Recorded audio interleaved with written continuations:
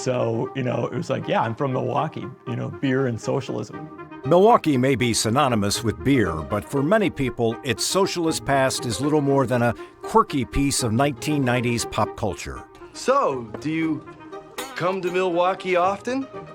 I think one of the most interesting aspects of Milwaukee is the fact that it's the only major American city to have ever elected 3 socialist mayors. Does this guy know how to party or what? Huh? Alice Cooper is right, and he points to a little-known chapter in American history that has increasing relevance today. Socialist mayors were the rock stars of the age. They were the ones that did things. They were the protesters, the radical people who changed the world as we knew it. It wasn't anything I was afraid of, but I don't think people understand it. The purest socialism is the government's ownership of the means of production. That was not what socialism was about here. Even though there may have been some discomfort with the rhetoric of socialism, there was a feeling that Milwaukee worked. The public had trust in government. Unlike its beer, the city's socialism isn't world famous, but it should be, because Milwaukee offers a case study of how socialism played out in an American setting.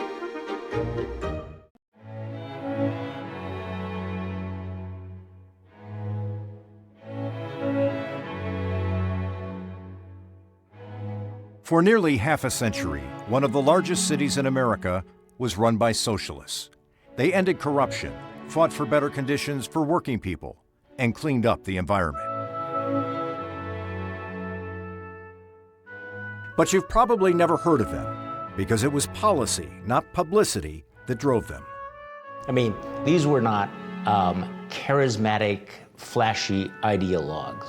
There was a kind of sense that these are our people. As interest in socialism increases, one heartland city has a surprising story to tell, electing 3 socialist mayors and the first socialist member of the U.S. Congress. What happened in Milwaukee was the biggest political story. They were the vanguard of experimenting with things that government had never thought to do before. This didn't happen in some small liberal enclave. This was a fiscally conservative city that at the time ranked among the nation's largest. The story of these 20th century Midwestern socialists offers insights into why this brand of American socialism succeeded for a time and why it ended. Socialism gets such a dirty rap, but I think it's just a rhetoric without understanding. Back then, socialism hadn't quite been stigmatized the way it was later on. And it was considered just sort of normal, if you will, that, yeah, we've been the socialist city and they did good things. So this was a city that was built really under socialist mayors. And this was a period of incredible prosperity. This is really when Milwaukee became the machine shop of the world. They became the avant-garde experimenters, the proponents of what people thought were outrageous ideas, and made it work. It's the story of America's socialist experiment.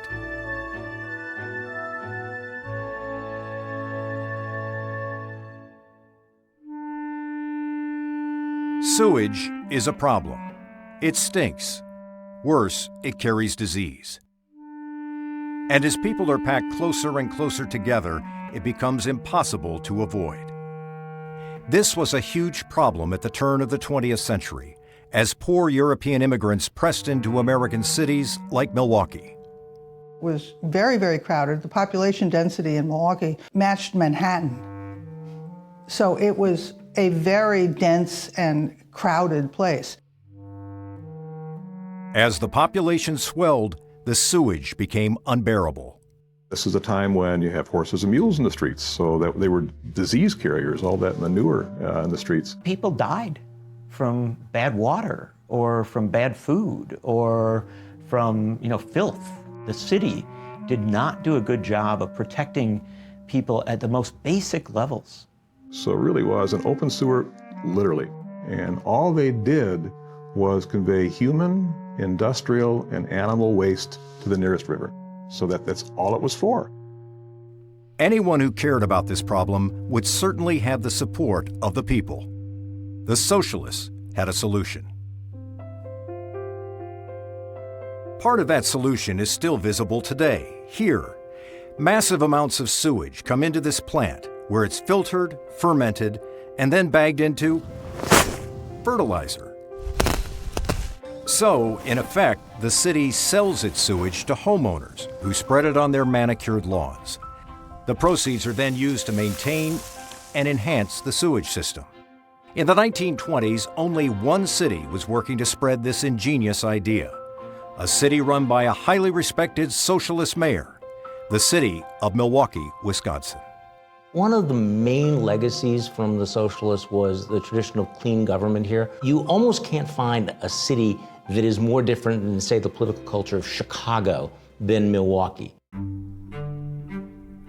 90 miles to the south, in Chicago, municipal government officials had a different solution to the sewage problem. They built a canal to flush it into the Des Plaines River.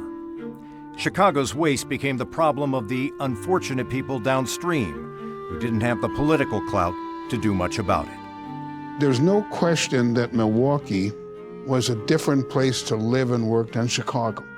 It's just 90 miles away, and it's always sort of amazed me that you could have two cities close to each other, same culture, but to be so different. Unlike Chicago, Milwaukee had socialist leaders who were focused on empowering working people with no political connections.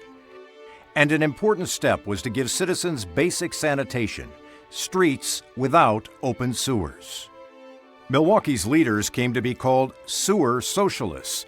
The term was originally meant as an insult, hurled by East Coast socialists with more lofty goals. The Eastern Socialists called the Milwaukee Socialists sewer socialists, but the Milwaukee Socialists loved that because they just laughed at the Eastern visionary people and said you couldn't get elected dog catcher. It was thrown at the Milwaukee Socialists that they weren't sufficiently revolutionary, that they were too interested in the sort of day-to-day, the sewers, things like that. And they took it up as a term of pride. The Milwaukee Socialists were more than just talk. They won elections and implemented policies. Their nearly 50-year experiment offered a unique glimpse into socialism's potential and pitfalls in an American context.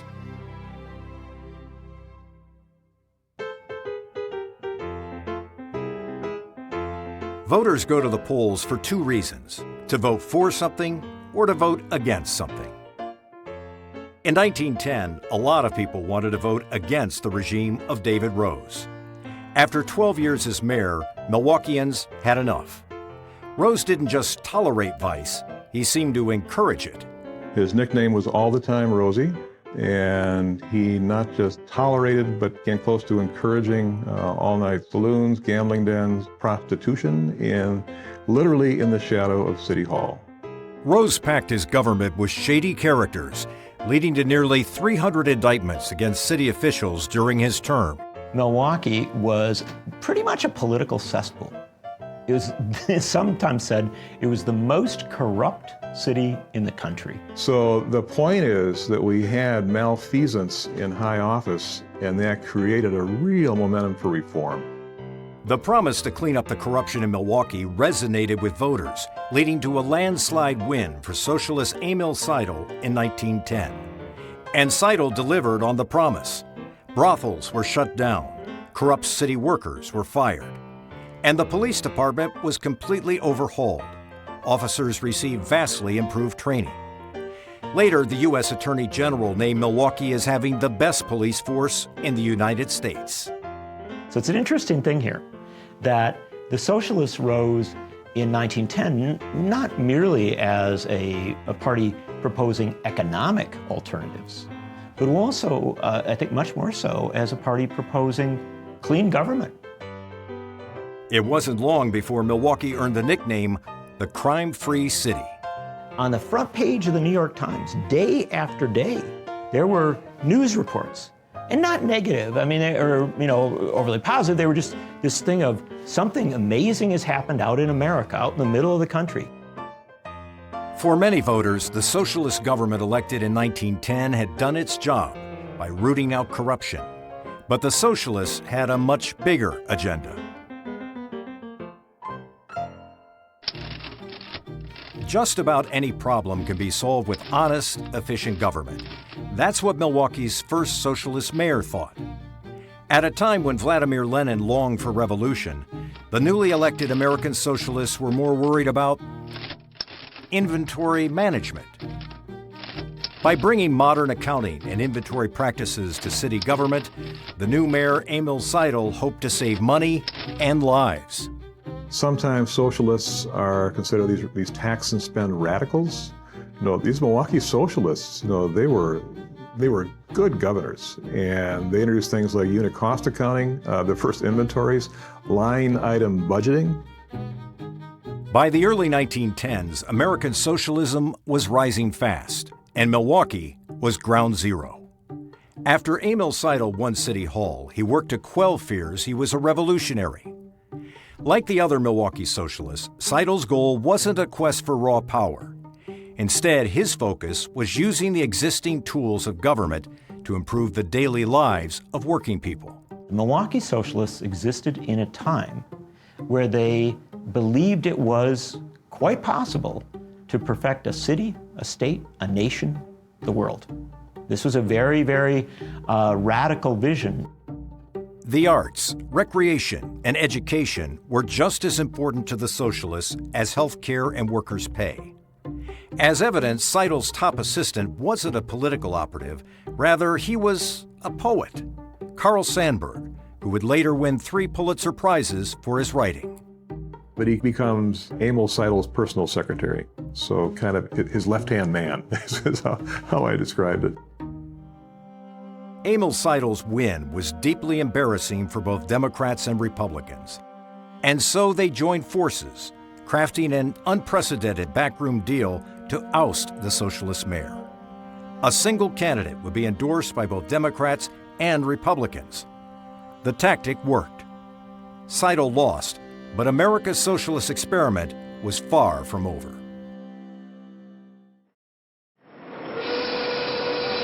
The massive factories of the American heartland created jobs and injuries. Workers in places like Pittsburgh, St. Louis, and Chicago had little recourse when hurt on the job. You had a lot of ethnic people working in these factories in very challenging situations and environment. They'd get injured and then they'd have job loss and couldn't support their family. If you were injured on the job, you were out of luck. So if you died in the job, that's why there were orphanages back in those years. In 1911, Milwaukee's newly elected socialist city attorney enters the story, authoring the nation's first workmen's compensation law, which was then implemented in Wisconsin. The city attorney's name was Daniel Hone. He came to public office with the notion that the government has a role, perhaps, in helping people when times are tough.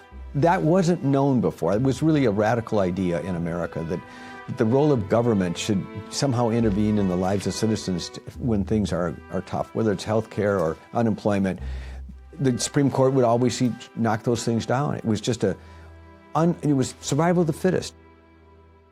Factory owners hoped the Supreme Court would once again rule against a governmental role in worker safety. The issue at the time was, well, if you're injured on the job, you got your hand cut off, whose fault is it? And there was an old common law notion of the fellow servant rule that basically said, it's your fault. You shouldn't have put your hands in the machine, if you will. And it led, of course, to the almost instant impoverishment of a family. The U.S. Supreme Court changed all that when it ruled in favor of the Wisconsin law, and workmen's compensation became standard across the U.S. The workmen's compensation law elevated Daniel Hone's reputation as a socialist, leading to his election as mayor of Milwaukee in 1916. Hone continued to advocate for workers' rights as his socialist predecessor had, pressing for an 8-hour workday and a higher minimum wage. At the time, Hone's measures were decried by many as radical, even un-American. Today, they are commonplace. So when we talk about workman's compensation or an 8-hour workday or Social Security or even Medicare, those were ideas that were put forth by the socialists. A strict definition of socialism requires government ownership of factories. But in Milwaukee, that was not the end game. Here, socialists felt they could accomplish their goals working with big business. You had the civic socialism, which was good, efficient government, creation of community, but then you also had a very vibrant capitalist sector here. By working with capitalists, the socialists in Milwaukee continued to advance their worldview, a view that extended far beyond the workplace.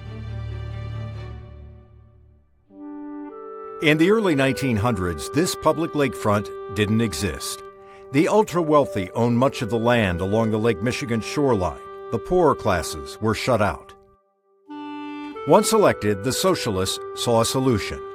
They ramped up dredging and filling efforts to build a new lakefront, creating acres of beaches and parks for the working classes to enjoy. Socialists said, we don't want to see, rich people building their houses right down there. We want to have an open lakefront.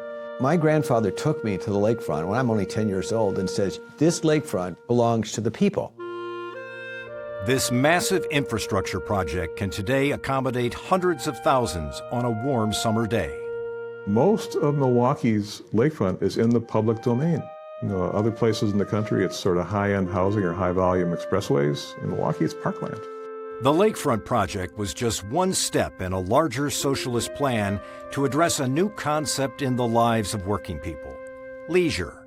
With a move toward an 8-hour workday and 2-day weekend, workers would have more time to relax, and the socialists were determined to provide wholesome activities to fill that time. Socialists working in both the city of Milwaukee and Milwaukee County developed one of the largest park systems in the nation.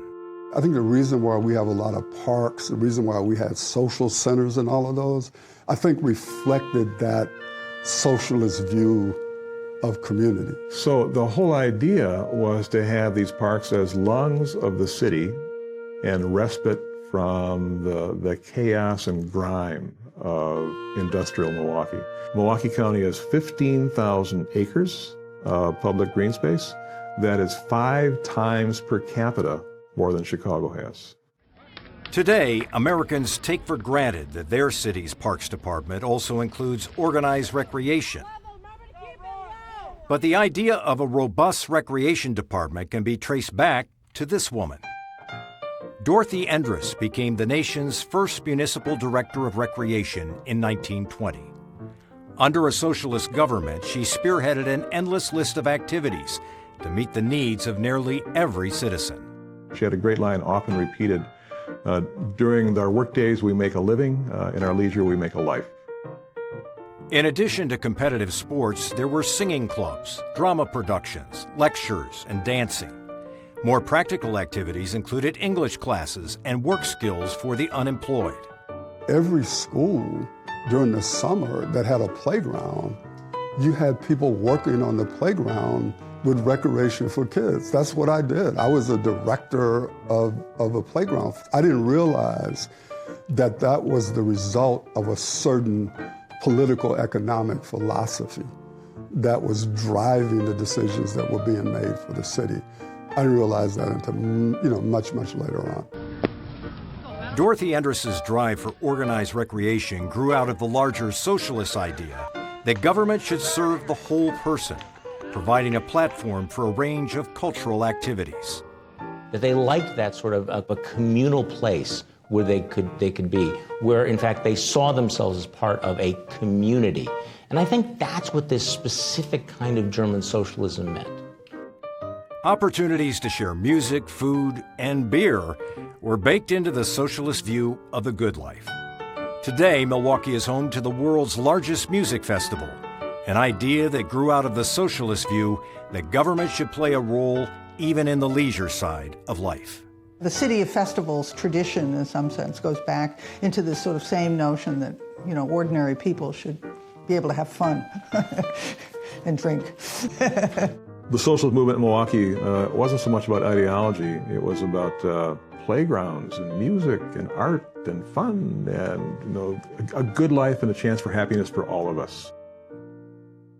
Because Milwaukee socialists believed government should play a role in providing recreation, they supported public financing for a new baseball stadium, even though Milwaukee didn't have a major league team. After County Stadium was built, the Boston Braves were lured to Milwaukee. The governor of Wisconsin, the Honorable Walter J. Kohler, throws up the first ball, eventually winning the 1957 World Series. Mayor Frank Zeidler called the Braves' arrival a means of letting people know we exist. City and county officials worked with business leaders who had led the push for a new stadium, a bold bet on the future. Because it showed what leadership can do, and because they did it, a number of things happened. Number one, it probably saved the Green Bay Packers. Don scampers for a score on a 55-yard maneuver. That's because in addition to baseball, Milwaukee County Stadium hosted several Green Bay Packers football games each year. At the time, the team was in dire financial straits, playing in a small, outdated stadium in Green Bay. There was talk the Packers might leave, even move to Milwaukee. County Stadium gave the Packers time and motivation to build a new home, Lambeau Field. Billy Houghton has it in the far corner, and the Packers have the lead. Today, home builders can make a nice profit from big, upscale homes. But smaller homes are not nearly as lucrative.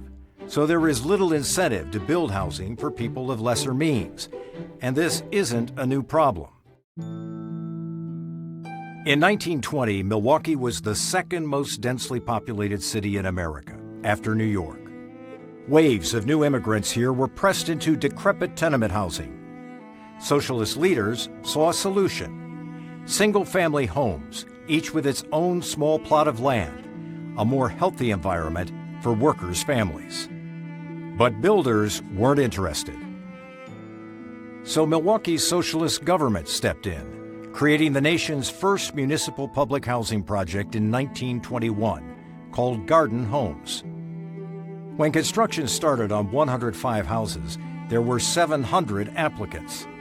The dream of an idyllic community of low-cost homes fueled tremendous optimism. This cooperative, that would own these houses in common, and you wouldn't pay rent, you'd pay shares or money into this cooperative association. So it was kind of the socialist model, made tangible on the small scale, the small residential scale. But because the families would not own their homes until after a 20-year period, many were leery of making improvements. And people who lived there said, I think we'll opt out of the co-op and we want these on our own. We want to own these privately. Cost overruns were also a problem. This template of an idea was not repeated. And when you isolate poor people, a couple of things happen. One is poor people have a lot of problems driven by the fact they don't have money. And secondly, when you concentrate them, you pretty much eliminate political support for what they want. Despite the challenges of this public housing project, socialists were undaunted in their quest to bring a more healthy living environment to Milwaukee's workers. A later public housing project, called Hillside, faced opposition because most of the residents were African American. I don't remember very many white people in Hillside. People wanted to live in the projects because, it was new, it was, like great living as far as I was concerned. Socialist Mayor Frank Zeidler ignored the criticism, ensuring he was photographed with new residents of the city's public housing projects. Building sewers was just one step in the socialist quest for improving the health of the city's residents. People are burning coal for everything. The women would not put wash on their line on Monday because if the wind blew from the south, because it would come out gray or black. So these large families living in close quarters, just sweating, in the late summers. The socialists built natatoria, but recreation was only a secondary function. The main purpose of these facilities was to give people an opportunity to bathe. Because in the early 1900s, most working people did not have running water in their homes. Places where you could go swim, and this was a big thing in Milwaukee where people would go and they would swim naked. I don't know when that stopped, but this was a Milwaukee thing, believe it or not. You imagine these old, German factory workers going out and they would go to the natatorium, but this was kind of, that socialist sort of thing. The socialist aggressive vaccination program in the 1920s led to a doubling of life expectancy in the city by the early 1930s. So you have these appalling rates of child mortality. During those years, about 60% of the funerals were for a child. So this was hard living in Milwaukee, and not just Milwaukee. This was kind of the state of affairs in urban America. The campaign to reduce infant mortality quickly brought about the lowest rates in the country. And the 1918 Spanish flu epidemic had a much smaller impact on Milwaukee than other cities, thanks to a powerful health department that effectively shut down public gathering places. Milwaukee eventually won so many national public health awards, it was exempted from the competition so other American cities would have a chance.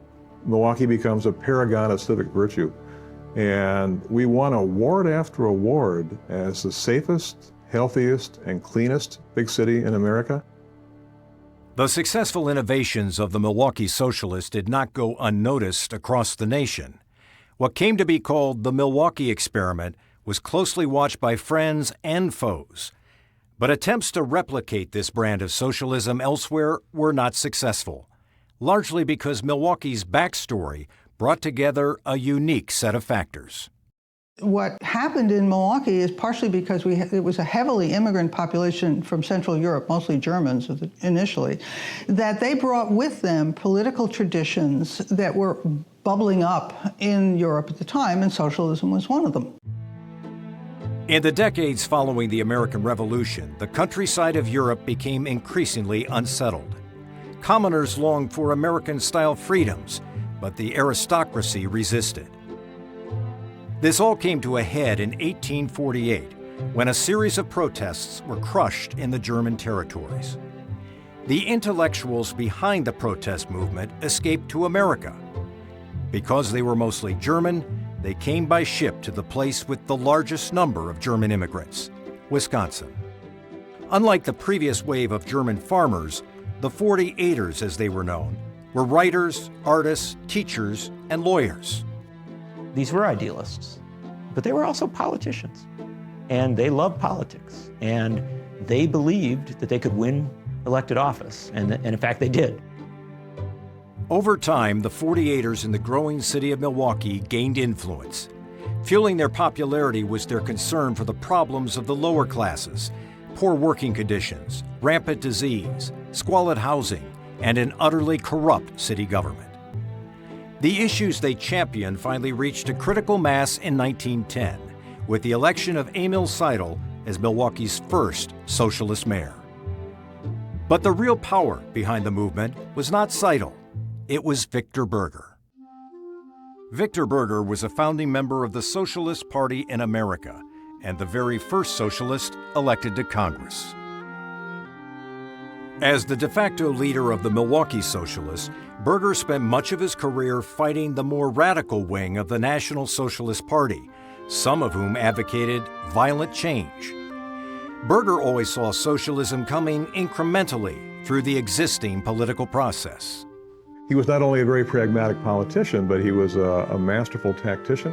He could be prickly, could be egotistical, but he was certainly, he was kind of the Moses, that led Milwaukee socialism into the promised land.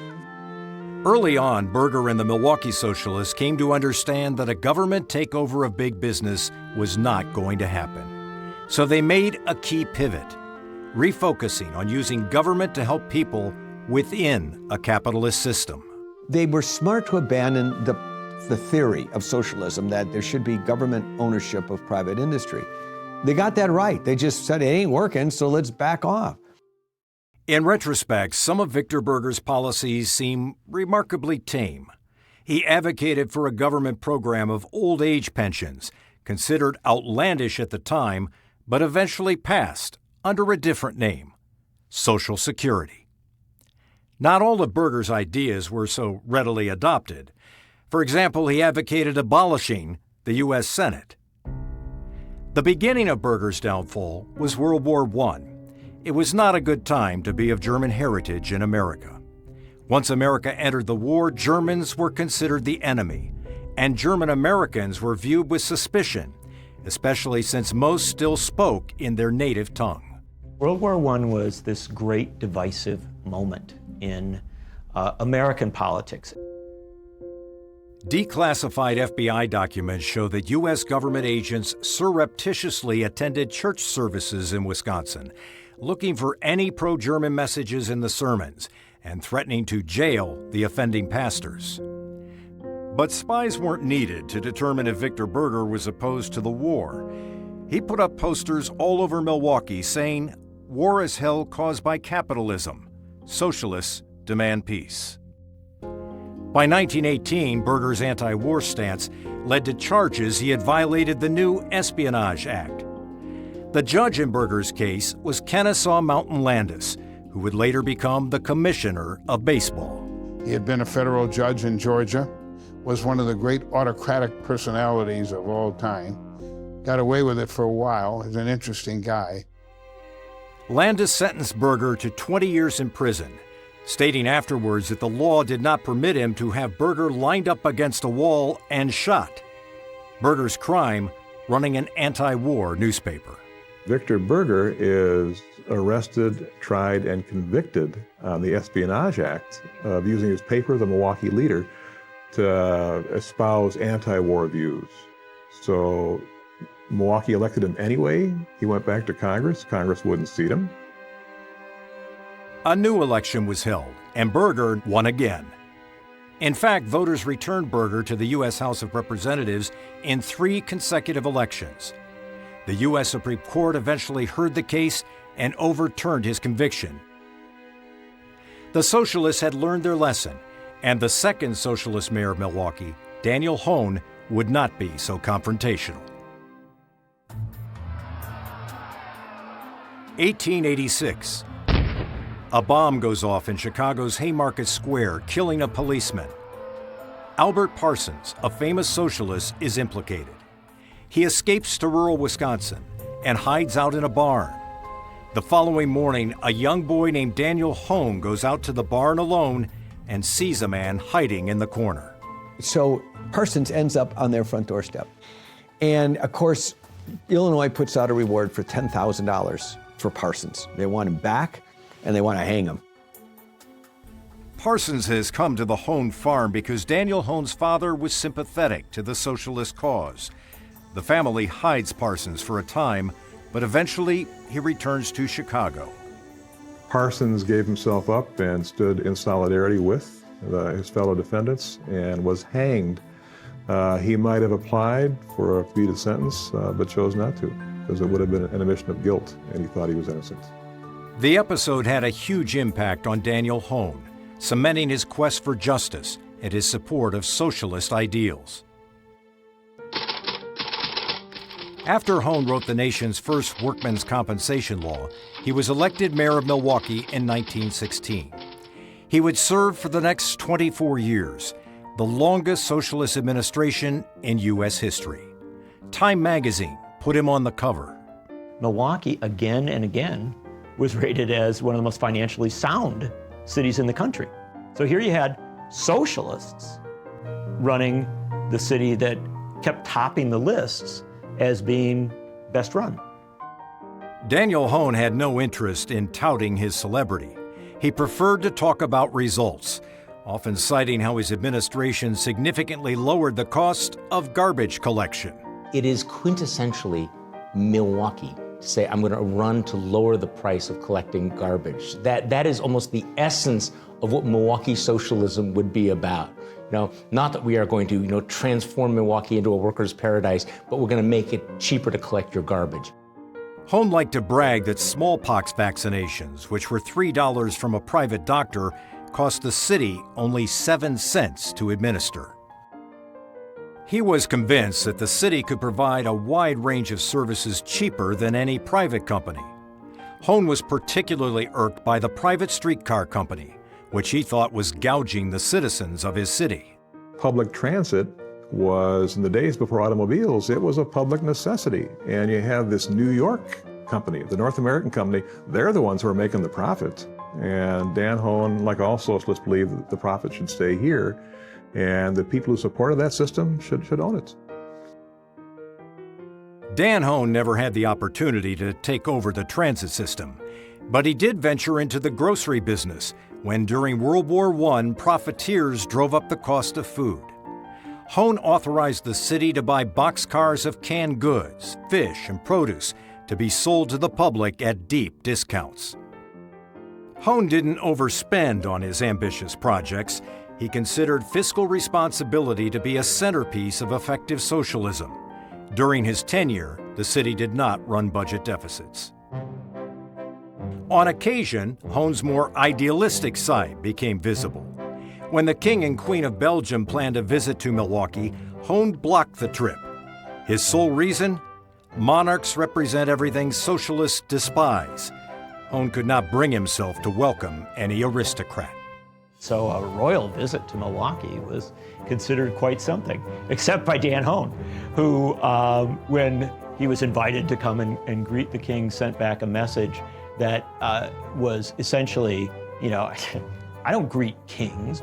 His official statement read, "I stand for the man who works. To hell with kings." So Dan Hone writes, the Belgian ambassador said, "I need no disrespect to the king, but as far as I'm concerned, to hell with kings, I'm for the man who works." Whoa, front page of the New York Times, there's a crazy man in Milwaukee.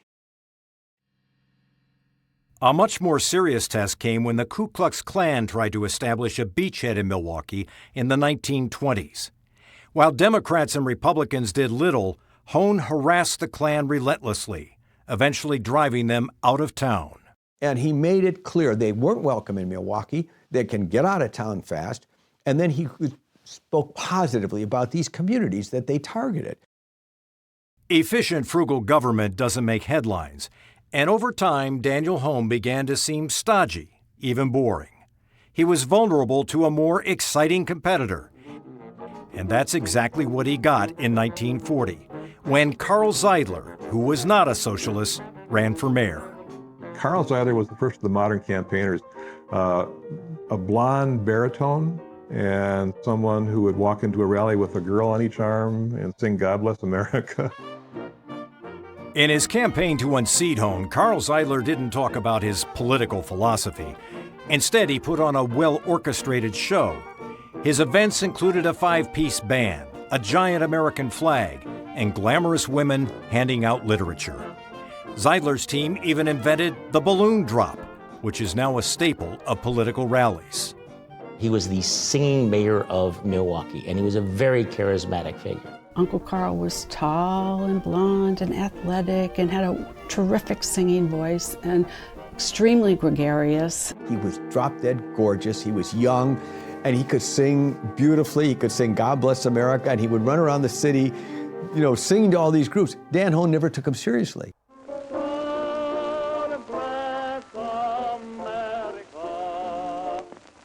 Carl Zeidler defeated Dan Hone and became mayor in 1940. But shortly after, Zeidler volunteered to serve in the war effort and was lost at sea.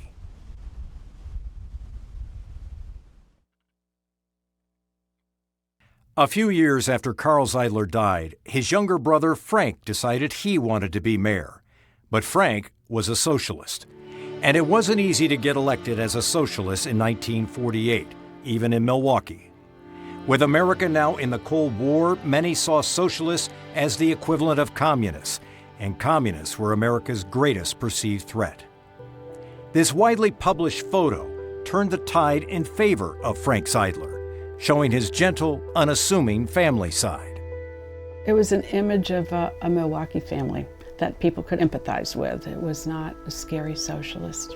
And it was really difficult for anybody to think that was a very threatening man or a very threatening family when they saw that. It was very ordinary, just a very comfortable person, which my father was. There's nothing that looked totalitarian about Frank Zeidler.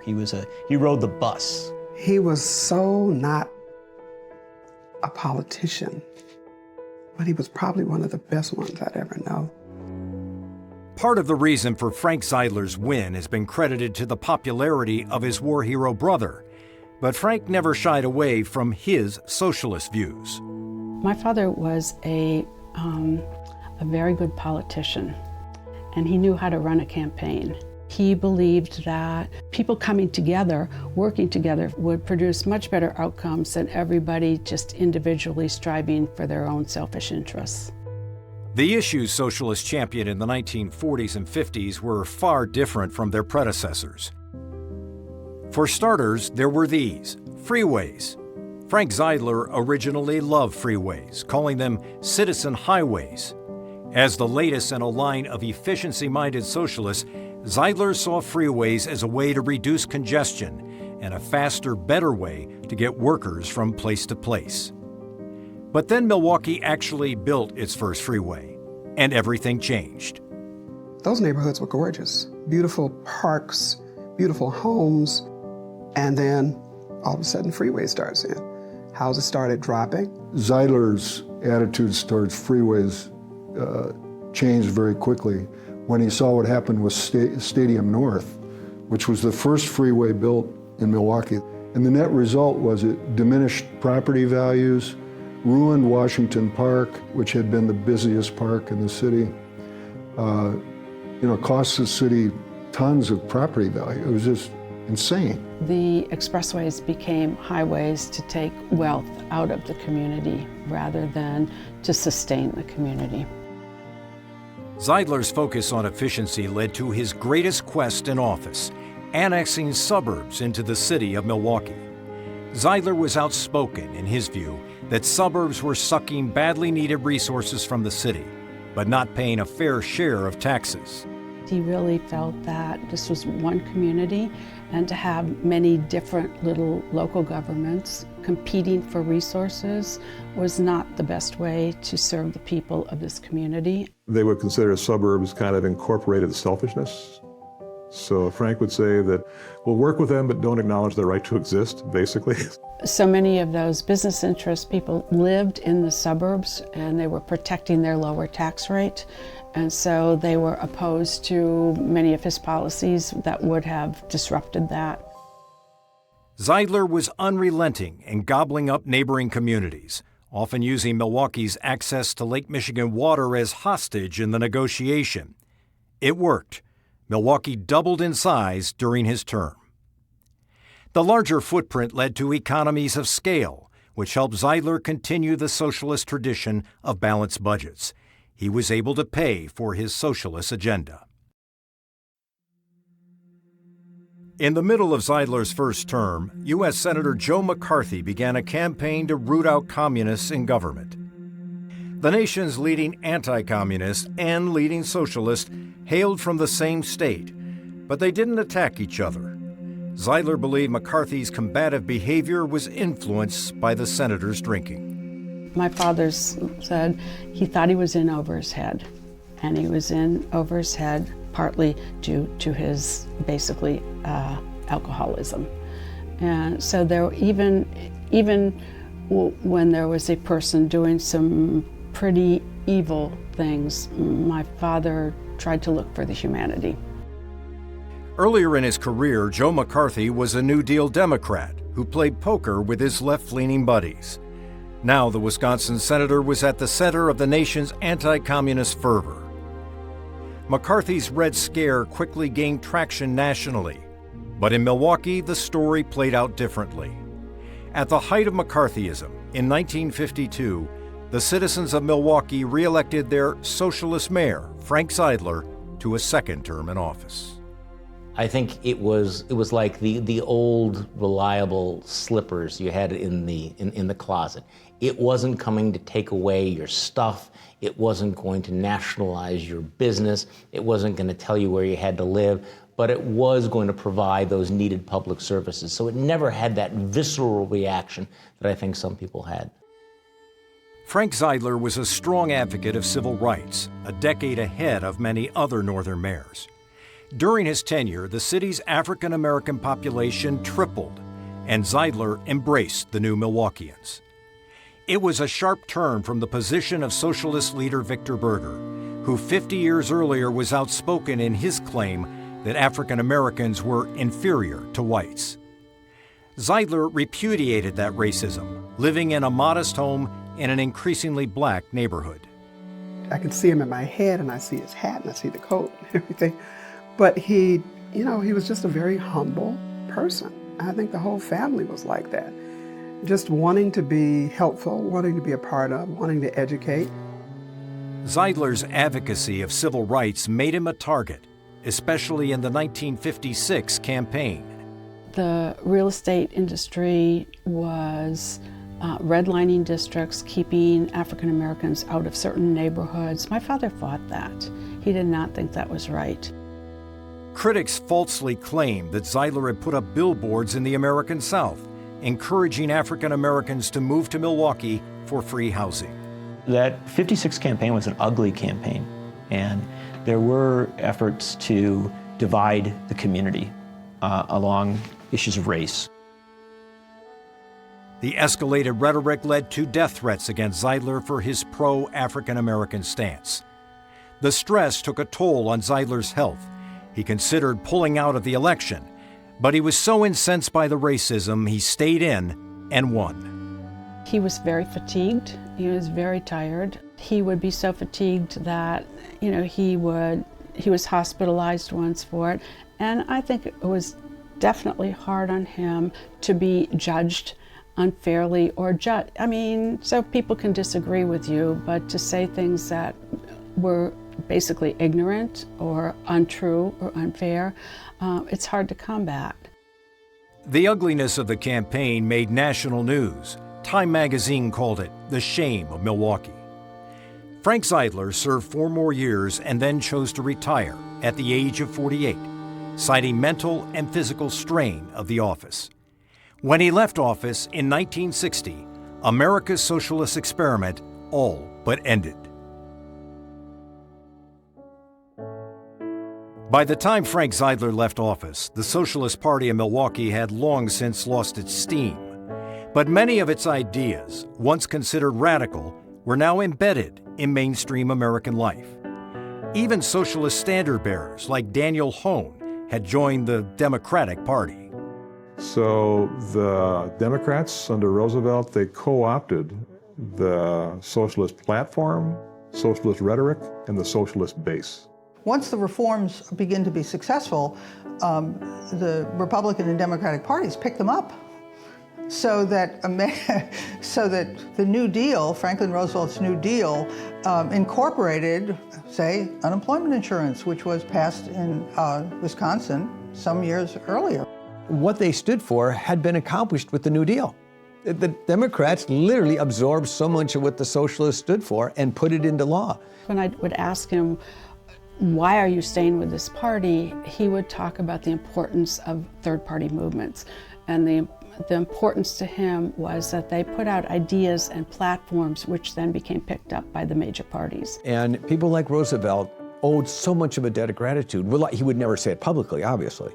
But they really needed that experimentation to decide what they were going to do in Washington. It seemed as if Roosevelt had succeeded in moving the Democratic Party far enough left that there wasn't a space for the socialists.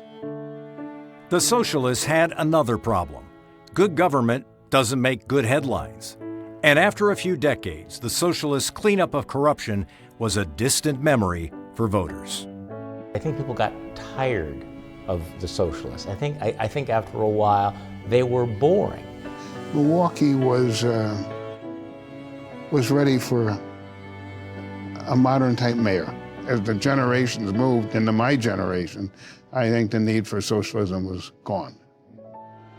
In addition, the word socialism was now being equated with Soviet-style communism. At the 1956 National Socialist Party convention, Frank Zeidler, a strong anti-communist and a church-going Lutheran, warned that McCarthyism and the Red Scare had taken a toll. I think people got scared. All you have to do is tell somebody that's the boogeyman, and that's who they go for. Socialism and communism began to be seen as foreign foreign ideologies. Now, again, the Milwaukee Socialists tried to, never had great love for the Communist Party of the U.S., but that certainly tarred them badly. There was a blurring of the margins where socialists, communists, throw them all in the same pot, put them aside, don't need any of that. In years past, Milwaukee socialism had been custom built for the waves of Germans immigrating to the city. But now the newcomers were largely African American, and party leaders struggled to connect to this new population. It wasn't that the new migrants were having trouble getting jobs. They were having trouble getting good housing and then having good schools for their kids. But because the socialists didn't frame it in terms of the race issue and the racism that was embedded in the, in the older white ethnic and community, essentially you get a silence. Like any political party, I think they struggled with race and with gender.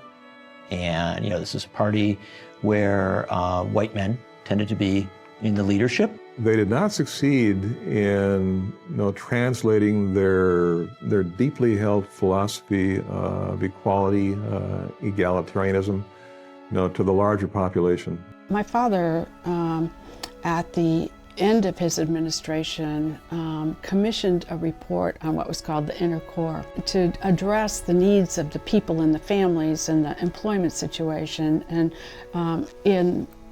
in the inner city that would alleviate some of this tension and help people help themselves to a better life. He was very disappointed that that report was shelved. For those of us who have resources, clearly the world is better, but there's still a significant number of people who still don't have the resources that they need to live a decent life in our city. Milwaukee socialists may have had unfinished business, but they accomplished many of their goals. They were efficient, problem-solving innovators. There was a certain scientific approach to government that I think people wouldn't necessarily associate with socialists. They would associate with sort of more of an entrepreneurial spirit now. So it was being just as enterprising as the capitalists, but directing that energy to the common good, to the public good. The whole nation embraced the fact that government can be part of solving people's problems in life, and it's not unconstitutional, and it's what government actually should do. Milwaukee socialists improved the quality of life for city residents. I think that they were seeing into the future because we have things and amenities and attractions that people don't have in other cities and towns. One of the largest public park systems. When you invest in mass transit, when you invest in education, when you invest in parks and those kinds of things, you create a quality of life. And I do think that's essentially become what a lot of successful urban areas have done. They don't call it socialist, but I think that a lot of it is that ethos. What we're talking about is continually looking to improve the human condition and the condition of individuals. During their tenure, Milwaukee socialists brought honesty and integrity to city government. Milwaukee had clean government, and I think that was a legacy of socialism. I think there's inspiration in the Milwaukee socialist, clean, honest government, not a hint of corruption from Frank or Dan Hone or Emil Seidel. That's what really distinguishes them. They governed very responsibly and, balanced their budgets and got awards for doing a better job than most other cities. A sense that government, despite periodic failures, is still all of us. No, I think that is absolutely a legacy of Milwaukee socialism. In 1936, Mayor Daniel Home published a book called City Government, The Record of the Milwaukee Experiment. It got the attention of one prominent reader in Washington, who wrote a letter to Home praising the book. "You have done a fine job, and one of which I am proud," the letter said. "It makes no difference if you call yourself Republican, Socialist, Democrat. You have contributed greatly to the theory and practice of local government." The letter was signed by President Franklin D. Roosevelt. Are there lessons to be learned from America's socialist experiment, or was what happened in Milwaukee simply an outlier? While Milwaukee's socialist leaders had always been deeply committed to the ideals of their cause, the appeal to voters was not the Socialist Party itself. Milwaukeeans were more impressed by the socialist squeaky clean reputation for honesty and efficiency, and the focus on practical issues that mattered to working people, like better pay and improved living conditions. And of course, sewers. No one really thinks much about sewers, toilets, and clean water until they're not available. But Milwaukee socialists did.